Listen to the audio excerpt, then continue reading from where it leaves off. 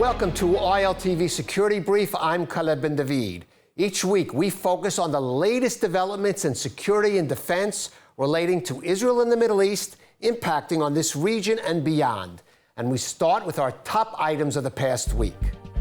The IDF institutes daily pauses in fighting in parts of Gaza to enable airdrops of food supplies by the UAE and Jordan. Amid claims of famine, Israel says Hamas is disrupting aid distribution, and the UN is refusing to cooperate with IDF efforts to boost deliveries of supplies to the civilian population. IDF troops operating in Khan Yunis uncovered and destroyed a 1 kilometer long, 15-meter deep tunnel used by Hamas to store weapons and explosives. During the operation, dozens of terrorists were eliminated, and Hamas terror infrastructure, including military compounds, observation posts, and rocket launchers, were dismantled. The Houthis claimed to have fired a hypersonic missile at Israel on Tuesday that was shot down by IDF air defense systems as they continue their attempted airstrikes. The Iran-backed Yemen rebels released a video showing 10 hostages taken in their attack on the Eternity Sea freighter and vowed to strike any shipping headed for Israeli ports. The U.S. Senate voted down 2 resolutions that would have blocked the sale of nearly $700 million in arms to Israel. Though defeated by a vote of 70 to 27, more than half of the Democratic senators joined the resolution sponsored by Bernie Sanders in support of the ban. And now the big story. As the war in Gaza rages on, the humanitarian situation there has taken center stage and is impacting on Israel's efforts to destroy Hamas and retrieve its hostages. The U.S. and Israel-backed initiative to deliver food supplies to Palestinian civilians without it falling into the terror group's hands is under fire both literally and figuratively.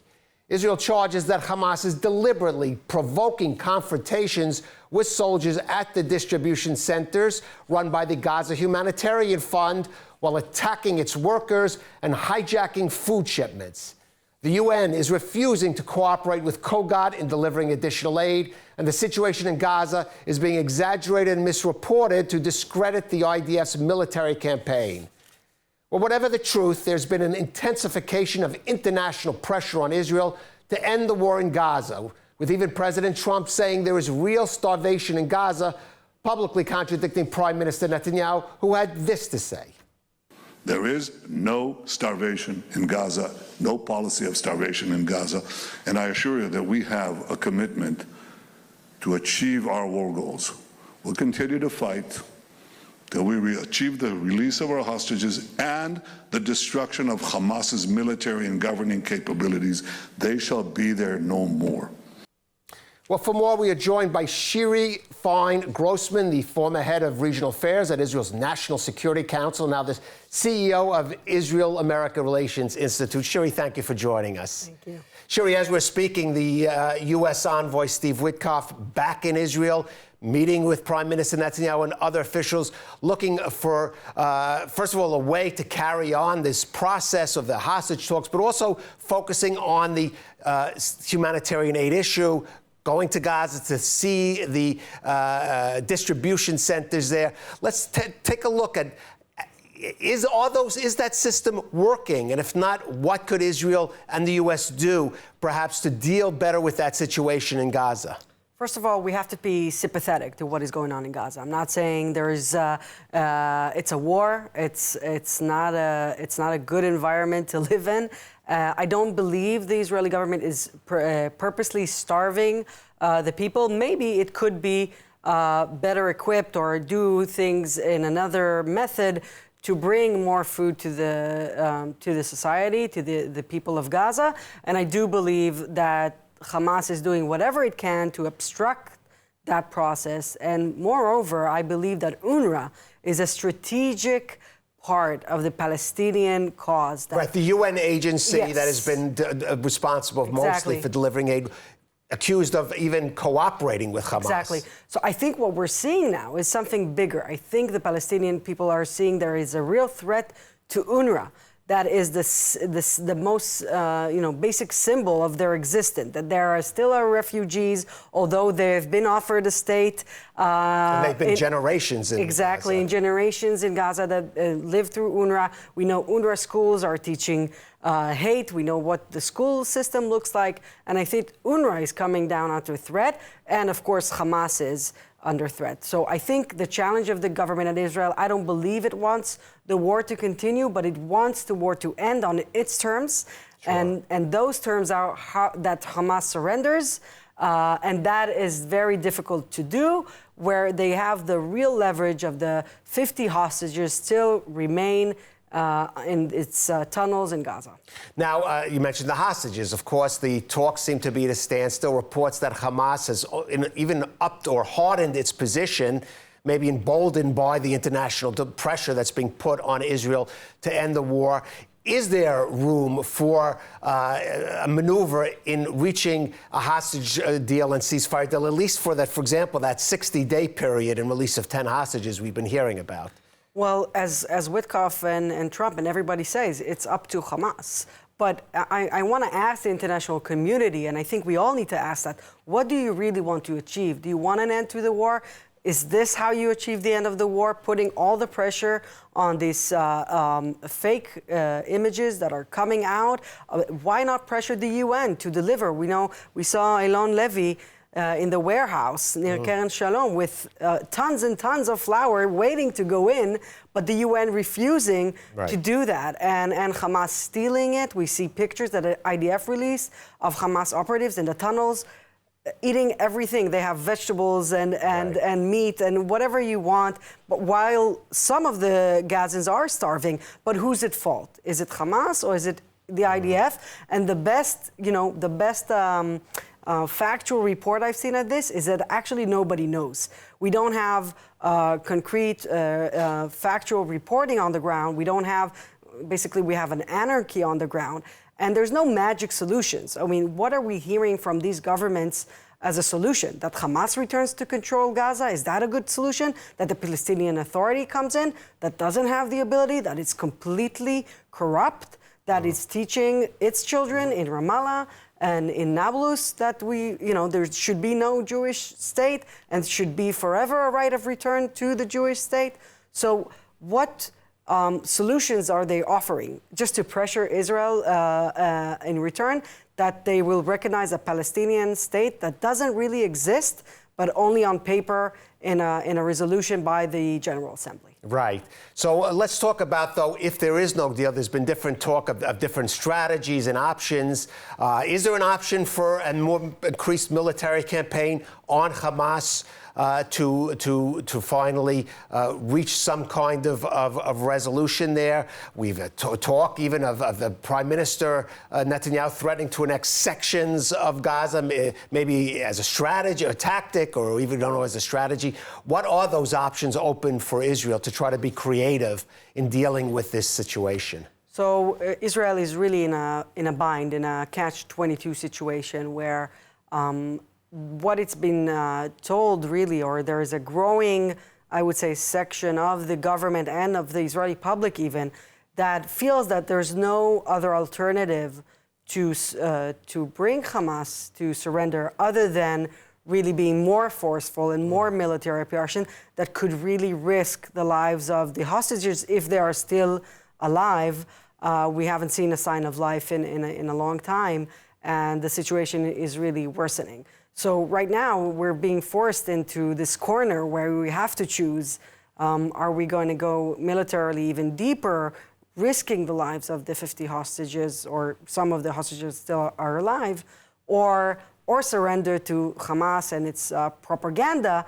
And this is unfortunately what the world is kind of manipulated into, which issues. And I think the IDF generals themselves, they adhere to what the government will decide to do. Sure, of course. And they're hesitant to go into this stage, and they're fearful that the hostages will be at stake and will be harmed. So this is a very delicate situation. And another kind of theory that has been growing in the Israeli public or the Israeli government is that the only leverage we have is actually to annex the Gaza Strip or part of it, and that's the only thing that will hurt. So what are we seeing is this diplomatic chicken where a game of chicken. Yeah, the game of chicken where the nations of the world race to give a Palestinian state, and the Israeli government is threatening to annex the Gaza Strip. And we have the population, both of Israelis and Palestinians, really caught in the middle of this. Right. Now, we talked about the diplomatic pressure on Israel. For example, these declarations by countries like the UK and France recognize the Palestinian state. But we also did see, for example, within the region, some of the Arab nations and the Arab League trying to put, seemingly, pressure on Hamas, saying Hamas should agree to disarm and evacuate the Gaza Strip. Even, I don't know how to say it, even ironically, Qatar, the country that hosts the Hamas leadership, joining this declaration. Is there any significance in that, in some of these Arab states, at least speaking out more publicly, like Saudi Arabia and Qatar, pressuring Hamas? So I think the most important leverage is by Qatar and by Al Jazeera itself. And we don't... By Al Jazeera? Al Jazeera, because they're kind of not only billions around the Muslim and Arab world are listening to them, but also in the West. There's a lot of the woke and young generation that is listening to Al Jazeera in English and taking information and data points from that, presumably an objective news agency, and we don't see a real materialist change there. I mean, if they would go on in Al Jazeera and say, Hamas, that's it, you have to surrender, the war is over, let the people of Gaza, finally get the end of the war, release the hostages, I think we'll see a dramatic change because they take away this leverage of public diplomacy that they're doing through the Al Jazeera channel. Well, to see that, you'd probably need more pressure on Qatar. The only nation that appears to would be able to do that would be the United States. Let me ask you, and going back to the U.S., its role here in this situation, what could we expect from we have sometimes mixed signals. President Trump saying there's a starvation in Gaza, statements by those from Steve Witkoff that seem to take a more complex view of the situation. Is Israel and the Trump administration and the U.S. on the same page on these issues, including, for example, the role of Qatar? Well, I think generally on Gaza, they are on the same page. Both do want Hamas to surrender, the hostages to return. They want a better life for Palestinians. It's maybe they differ on how to achieve that, how to achieve a hostage deal with a terror organization with the current cards we have. Now, on Qatar, it's a complicated question. I am not sure if we stand in the same, view as the White House. But I think I agree. The most leverage we have on Al Jazeera and Qatar are from the White House, from the U.S. I think maybe messages are going in a quiet way, but this is the leverage point. This is where the U.S. has to push, needs to understand what's going on, not just through what Qatar says, but what it plays on its television broadcasting. All right. Shiri, stay with us. I want to pivot to another important issue in the region. A ceasefire appears to be holding in Sweden after hundreds of Syrian Druze there were killed in sectarian violence.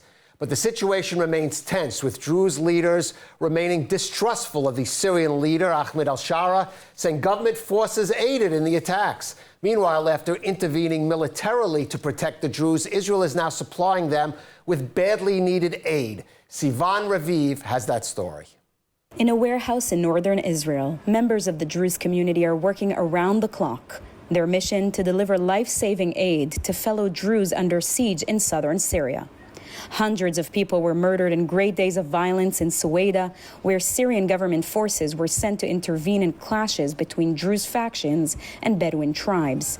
Volunteers in Israel say their effort began after a direct appeal from the spiritual leader of the Druze in Israel. بعد ما صارت الأحداث مع إخواننا في سوريا سماحة الشيخ موفق طريق طلب إنه نقيم غرفة عمليات طوارئ للطائفة المعروفين اللي تقدر تساعد إخواننا في جبل الدروز على المحنة اللي هن عم بمروا فيها. This team doesn't just gather aid, it also runs a multilingual media campaign distributing videos and images of the violence and humanitarian crisis in Sueda. القسم هذا بيشتغل ب5 لغات: عربي، عبري، انجليزي، الماني وبعض لغات اضافيه. هو المسؤول يطلع من هنا كل الافلام القصيره اللي احنا بنطلعها عرضا نعرضها لكل العالم على الجرائم اللي عم بتصير بالسويدة. Volunteers collect footage from social media and local contacts, amplifying the voices of a besieged community. And the response has been massive. قمنا بجمع أكثر من 70 طن طحين، أكثر من 20 مفتاح أدوات طبية، أكثر من 7000 لتر سولار محروقات، كمية كبيرة من الزيت تقدر بحوالي 10,000 قنينة زيت. قمنا بجمع أحذية كمية تقريبا 20 مفتاح. Sheikh Tarif says the situation in Sueda is dire and unjust.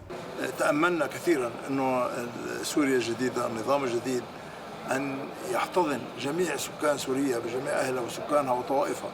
هذا ما نتمناه، وحتى اليوم نرجو أن يكون هذا التوافق الاجتماعي بين جميع سكان سوريا. هذا ما نريد.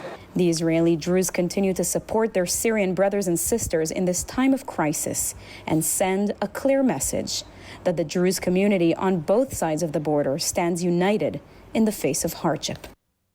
Shiri, let's talk about the situation of the Druze in Syria, because despite the ceasefire and the fact that this story is somewhat dropped from the international headlines, this is a community that still feels they are under siege, that they are in danger. They don't just feel it, it is. And I want to thank you for doing this story, because it's been so hard getting into this story into international media. The world is silent. I mean, for the Palestinian supposed genocide, everybody cries out. But what we know from the Druze community, they have names of over 1,800 people that were killed. Okay, about 500 still missing, more than 70 people kidnapped, mostly women and girls, and we see videos of that. I have to just, I'm working closely with the Sheikh, and I've been there a couple of times, and we started a campaign with Israel called We Are Brothers, that we promote the solidarity with the Druze community. We still have about 700,000 people under siege in Sueda, and the world doesn't talk about it. There are villages, about 30 of them, that have been completely destroyed, and they have been blocked from entering. So there are still bodies on these villages, and the evidence is kind of, they're trying to withhold people to get into there to know the story. And there's this misinformation war that is going on, that supposedly some of the, like you reported, clashes between Bedouin. No, there was not clashes, it was, you just look at the amount of people killed. We know about maybe 100 Bedouins that were killed, mostly men. While we look at the numbers from Sueda, we're talking about a lot of men, because they guarded a lot of the women with their own hands. But we're talking about, almost 2,000 people that died, and the numbers keep growing. Right now, they are very fearful that the Daesh, the ISIS militias that wore badges of ISIS actually poisoned the water, so they don't drink from the water. They don't have food. They don't have electricity. There's lack of communication, so it's very hard to speak and to get information. And under that kind of shadow of no communication, people are still running around like it's a battle between militias and everything's okay. The ceasefire is in place. It is pretty much in place, but the 700,000 Druze that are on the Sueda mountain are in siege. And the humanitarian situation is very dire. There have been demonstrations that when they have internet, they've been able to send, that they call to the world to protect them, to send humanitarian aid. And it's quiet. And I don't even want to talk about, because it's, about the rapes and the sexual crimes that we know have been going on there. It's usually people are very silent and very worried about, but we know massive amount of sexual crimes that went on, that it's become a part of everyday war this time, in these day and age, in which it's just terrible. And we must speak out. And with all this, we hear the Syrian leader, Ahmed al-Shara, claiming that the government will protect the Druze and that he's open to a more pluralistic Syria. But clearly the Druze don't trust him. Should other leaders, should the world be trusting him? I don't think so. I mean, I wish that we have to have some mechanism. We have to have already seen in place how he brings humanitarian aid back to Sweden, how he brings water, how he brings electricity. He's reluctant to do that because he's now putting 700 people under siege to try and force them to give up their weapon, to subdue to the regime, to become Muslim. And this is a very, very dire situation. I admit he doesn't have full control over all of the militias, but there is enough evidence that to raise suspicion on the involvement of the regime. All right. Well, and Israel, we see it's still giving aid, but is there more? Some of the Jews say Israel should be doing more. It's a complicated issue. What are Israel's limitations here? What are the other options potentially for Israel? So Netanyahu said three basic terms: that he won't let Sweden fall, which is very important, both militarily, and he's done that. That he will give aid in any way possible, and that he wants it to be demilitarized. Now there are two options to break the siege: either the regime, start to transfer the aid needed, or that the U.S. will enable a humanitarian corridor from the Golan Heights, from Israel through Sweden. Right, what would take for that to happen? A lot of political pressure, diplomatic pressure, and awareness. This is part of what we're doing here, which I think is very important because the facts, people don't know the facts. They don't know what's going on. The Druze are in the world a very small population, and we have to be their voice. We have to be their megaphone to the world to know the truth, to achieve justice. All right, as you said, this is a story that should still be in the world's headlines and should draw the attention of humanitarian organizations and governments that are concerned with the well-being of their people. Shiri, Fein-Grossman, I want to thank you for joining us on ILTV Security Brief. Thank you, Caleb, for having me. And now a final word. The first casualty of war is the truth. Goes the saying that's attributed by some to the U.S. Senator Hiram Johnson a century ago, and by others to the ancient Greek playwright Aeschylus. That's certainly been the case with Israel's war against Hamas in Gaza, which has been the victim of some bad journalism, some misguided moral posturing, and some deliberate defamation since its inception.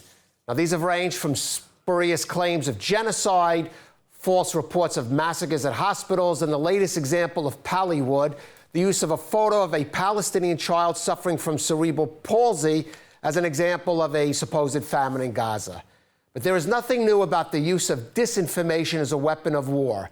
And Israel should have been better prepared to counter efforts by Hamas to weaponize the suffering of the civilian population in Gaza it cares nothing about in order to drum up international pressure against the IDF's campaign against it. And it is no coincidence that in recent weeks, Hamas's terms for a hostage deal have hardened, with the terror group emboldened by its success at turning up the heat against Israel on the global stage. As well-intentioned as the efforts of the Gaza Humanitarian Fund may have been to circumvent the UN and other aid groups compromised by Hamas, that initiative has proven inadequate by itself, a reality clearly acknowledged by Israel this week in allowing the resumption of airdrops and supplies into Gaza by the United Arab Emirates and Jordan, and the reopening of the Rafah border for deliveries via Egypt. Rather than more tightly controlling the flow of aid into Gaza to bypass Hamas, there is a certain logic in doing the opposite, in opening up more avenues of delivery and boosting supplies in order to bring down prices on a black market for food that has been swelling the coffers of Hamas and other terror groups.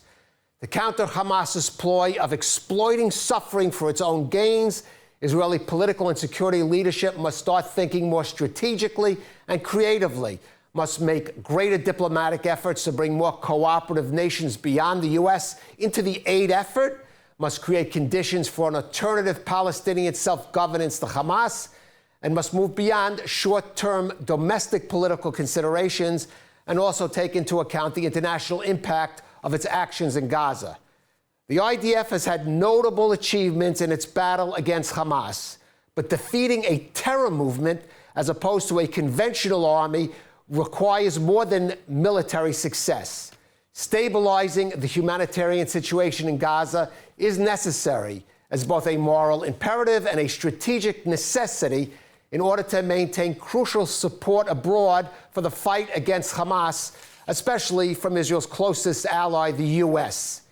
Israel must win the war against hunger in Gaza to move beyond the war over hunger in Gaza and to gain the time and space it needs for achieving its real aims in this battle, freeing the hostages and eliminating the threat of Hamas once and for all. Thank you for joining us on ILTV Security Brief.